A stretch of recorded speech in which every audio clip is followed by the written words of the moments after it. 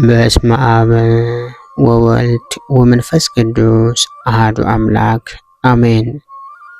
እንኳን በግንቦት 14 ቀን ታስበውና ተከብረው ለሚውሉ ለቅዱሳን በዓላት በዚች ቀን ከመንፈሳዊ ሐዋርያት ጋር አንድነት ያለው የከበረ አባት ቅዱስ ጳኩሚስ ያረፈበት የዕረፍቱ መታሰቢያ በዓል፣ ከሀገረ ፈርማ ሰማዕት የሆነ አባ ሲማኮስ ያረፈበት የዕረፍቱ መታሰቢያ በዓል፣ ድንጋዩን እንደ ጀልባ ተጠቅመው የጣና ሐይቅን የተሻገሩት የአቡነ ያሳይ መታሰቢያ በዓላቸው፣ ሙሽራው ቅዱስ ገብረ ክርስቶስ ከጫጉላ ቤት ወጥቶ የመነነበት ዕለት በሰላም አደረሳችሁ አደረሰን።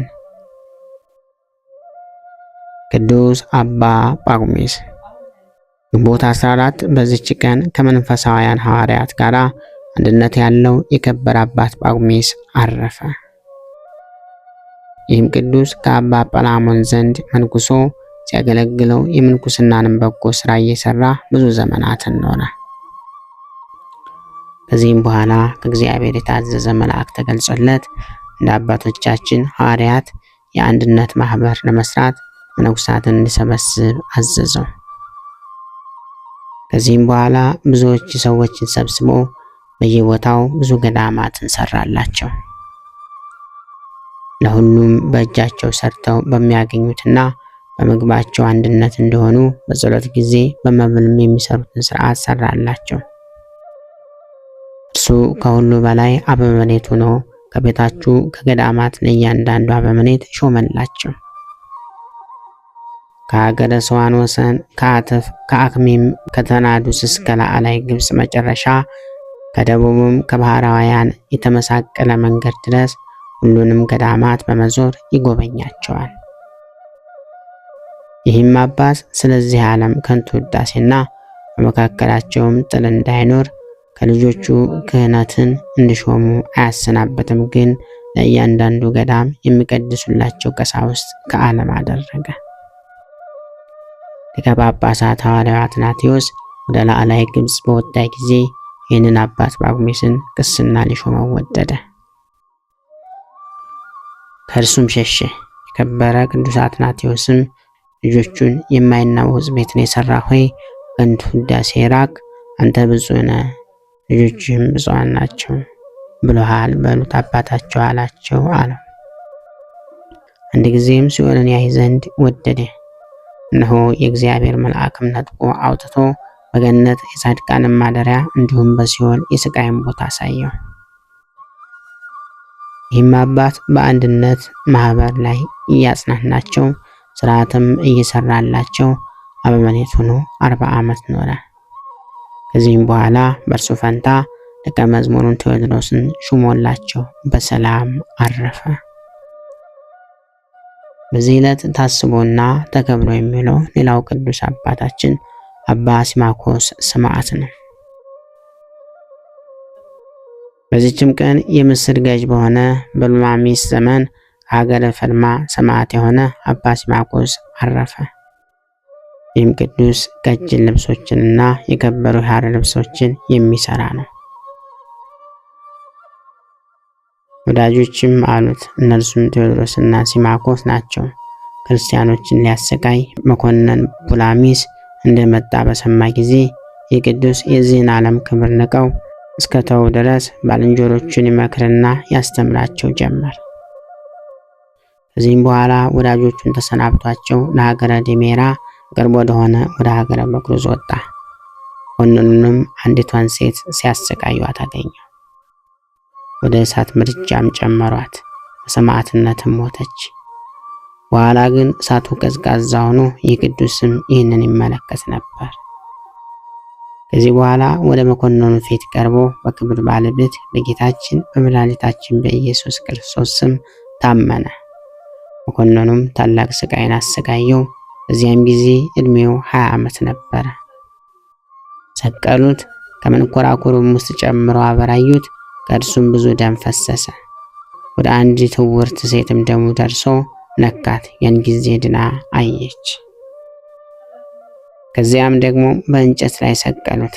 እርሱም ይረዳው ዘንድ ወደ ክብር ባለቤት ጌታችን መድኃኒታችን ኢየሱስ ክርስቶስ ፈጽሞ ይማልድ ነበር። መኮንኑም ራሱን በሰይፍ እንዲቆርጡ አዘዘ። ሰያፊውም ቆርጠው ዘንድ ሰይፉን መዘዘ። ኃይል ተነስቶት ማንቀሳቀስ አልተቻለውም። እንዲሁም ሁለተኛው፣ ሶስተኛው እስከ 14 ሰይፈኞች ኃይላቸው ደክሞ በምድር ላይ ወደቁ። ከዚህም በኋላ በአንገቱ ገመድ አስገብተው እስከ ረዥም ተራራ አናት ድረስ ጎተቱት። ነፍሱንም በክብር ባለቤት ጌታችን እጅ ሰጥቶ የምስክርነትን አክሊል ተቀበለ። ከወታደሮቹ ውስጥ ዲዳና ደንቆሮ ነበረ። የቅዱሱን ሥጋ ባየ ጊዜ ጆሮቹ ሰሙ፣ አንደበቱም ተናገረ። ድኩ ከተባለ ሀገርም ምዕመናን መጥተው የቅዱስ ሲማኮስን ሥጋ ወሰዱ። የድሜራና የታይን የሁለቱ ሀገሮች ሰዎች ተሰበሰቡ።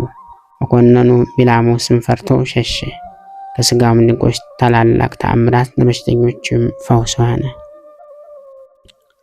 አረማውያንም አይተው በጌታችን መድኃኒታችን ኢየሱስ ክርስቶስ አምነው ተጠመቁ። በሰማዕትነትም ሞቱ። ቁጥራቸውም 1750 ሆነ። ወንዶችና ሴቶች ወጣቶችም ናቸው። ከዚህም በኋላ የቅዱስ ሲማኮስን ሥጋ ተሸክመው በርሙን ወደሚባል ሀገር በታላቅ ክብር ወሰዱ። የሀገሩ መኮንንም ከራሱ መልካም ልብሶችን አምጥቶ ገንዘው ውብ የሆነች ቤተክርስቲያን ሰርተው ሥጋውን በውስጡ አኖረ። ከእርሱም ድንቆች የሆኑ ብዙ ተአምራቶች ተገለጡ። በዚህ ዕለት ታስቦና ተከብሮ የሚውለው ሌላው ቅዱስ አባታችን አቡነ ያሳይ ዘመንዳባ ነው። ዳግመኛም በዚች ቀን ድንጋዩን እንደ ጀልባ ተጠቅመው የጣናን ሐይቅ የተሻገሩት የአቡነ ያሳይ ዓመታዊ መታሰቢያ በዓላቸው ነው። አቡነ ያሳይ 7ቱ ከዋክብት ከሚባሉት የሀገራችን ቅዱሳን ውስጥ አንዱ ናቸው።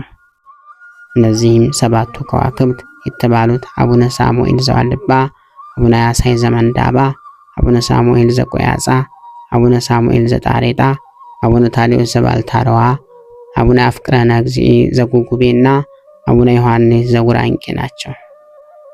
እነዚህን የመላእክት ሕይወት በምድር የኖሩ ታላላቅ የሀገራችን ቅዱሳን በአንድ ጊዜ አስተምረውና አመንኩሰው ለጽድቅ ያበቋቸው አቡነ መድኃኒነ እግዚእ ናቸው።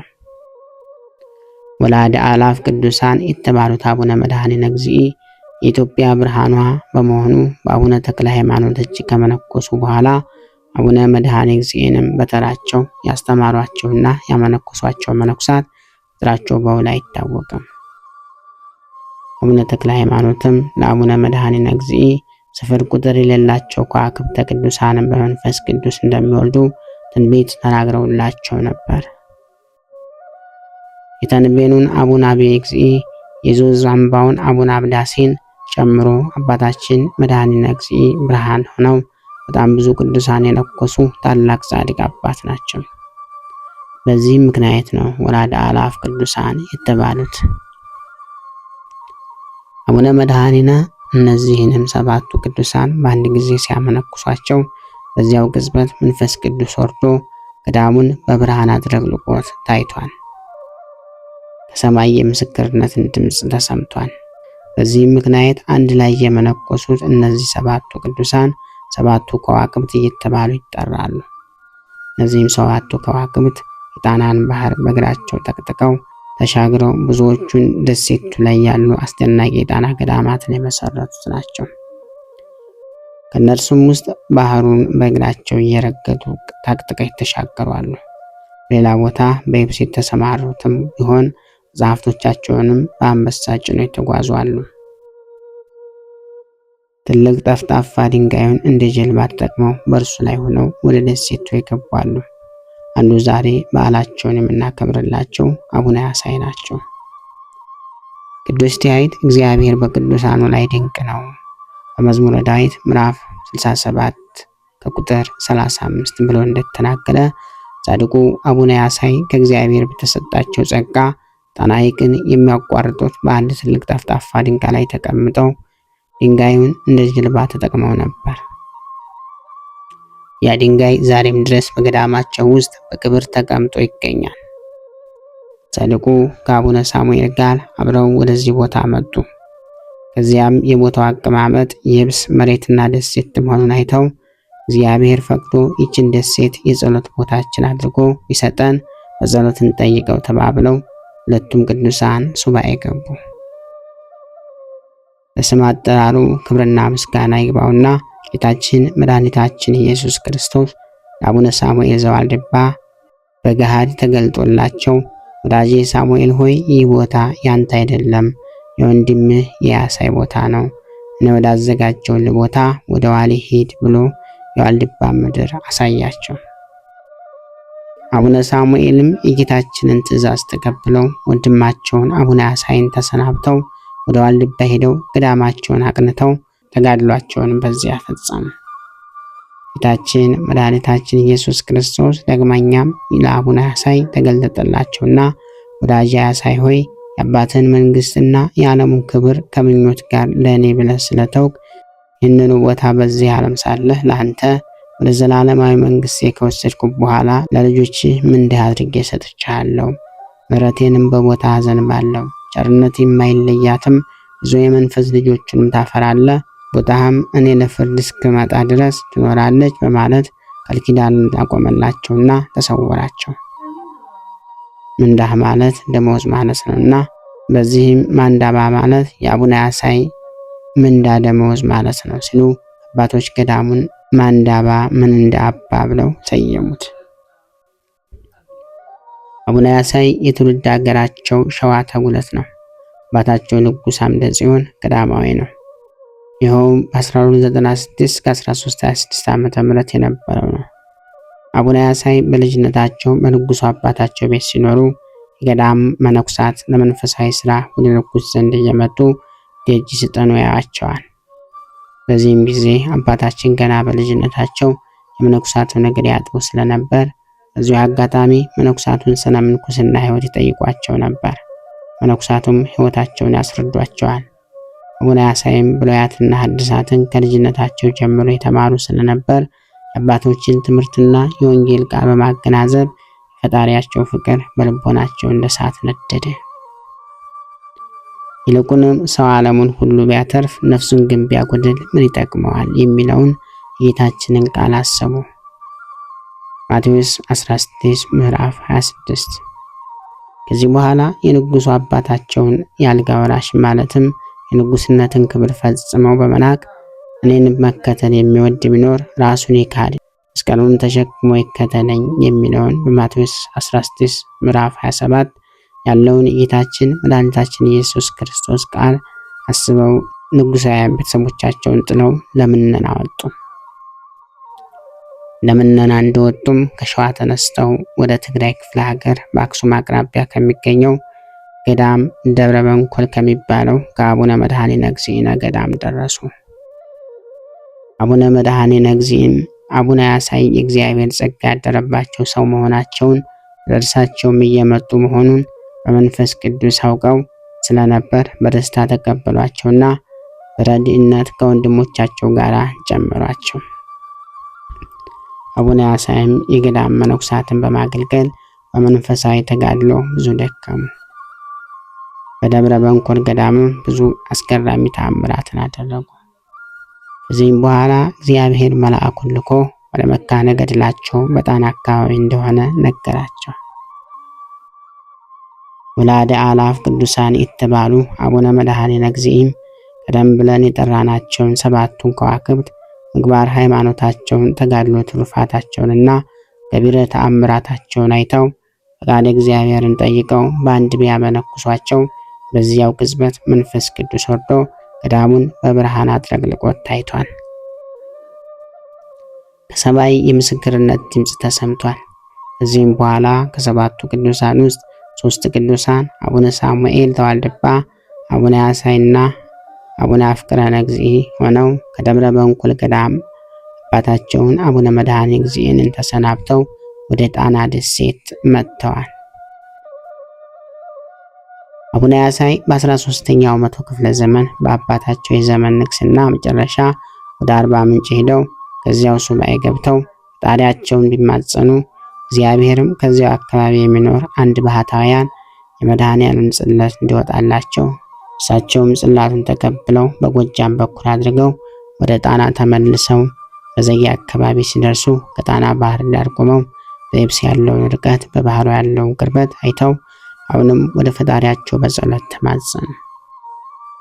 በዚህም ጊዜ ጌታችን መድኃኒታችን ኢየሱስ ክርስቶስ ተገልጦላቸው ወዳጄ አሳይ ሆይ አትጨነቅ፣ እኔ ካንተ ጋር ነኝ። ከጎን ያለውን ድንጋይ በባህር ላይ ጫነው። ድንጋዩም ለልጅ ልጅ እኔ ዓለምን ለማሳለፍ እስከምመጣበት ሰዓት ድረስ መታሰቢያ ትሁን አላቸውና ተሰወረ።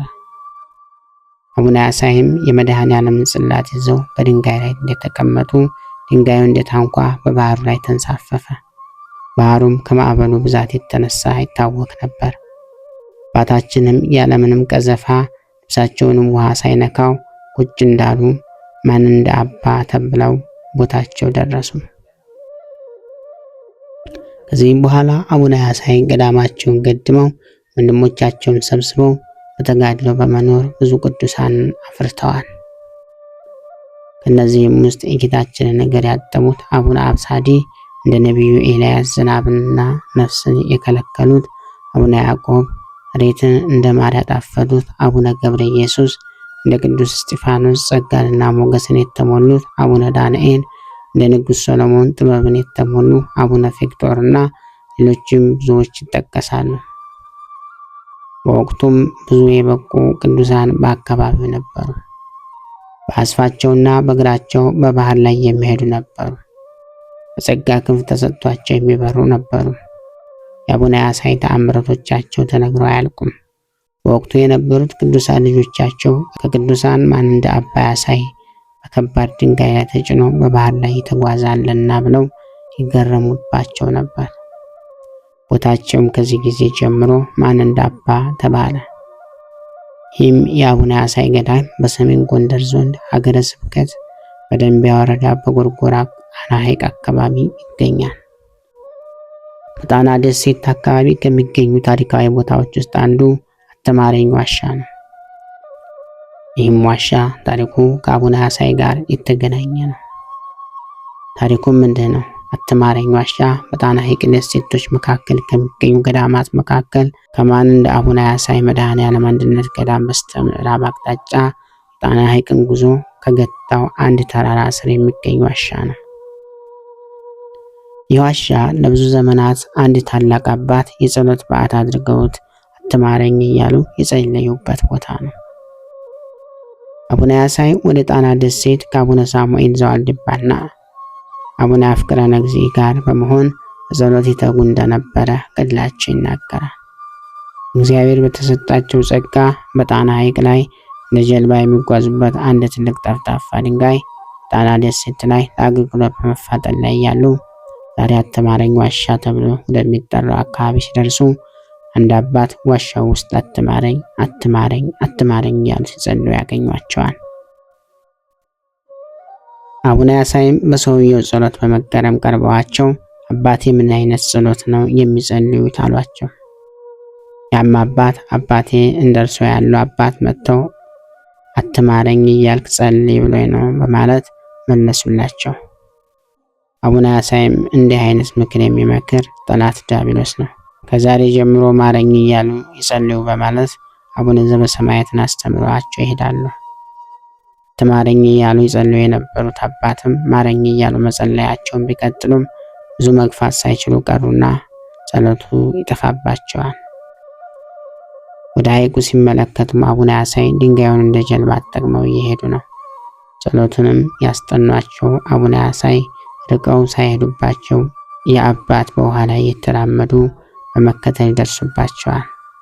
ከኋላቸው ሆነው አባታችን ያስጠኑኝ፣ ጸሎቱ ጠፋብኝ፣ እባክዎ እንደገና ያስተምሩኝ አሏቸው። አቡነ አሳይም ሐይቁን በእግራቸው እየረገጡ እስኪሄዱ ድረስ ጽድቃቸው የተገለጠውን የእኚህን አባት መብቃታቸውን ተመልክተው አባቴ እግዚአብሔር የልብ ነውና የሚመለከተው እንዳስለመዱት ይጸልዩ፣ የእርሶ ይበልጣል ብለዋቸው ሄዱ። በዚህም ምክንያት ቦታው አትማረኝ ዋሻ ተብሎ ተጠርቷል። የአቡነ አሳይ ረድኤት በረከታቸው ይደርብን፣ በጸሎታቸውም ይማረን። በዚህ ዕለት ታስቦና ተከብሮ የሚውለው ሌላው ቅዱስ አባታችን ሙሽራው ቅዱስ ገብረ ክርስቶስ ነው።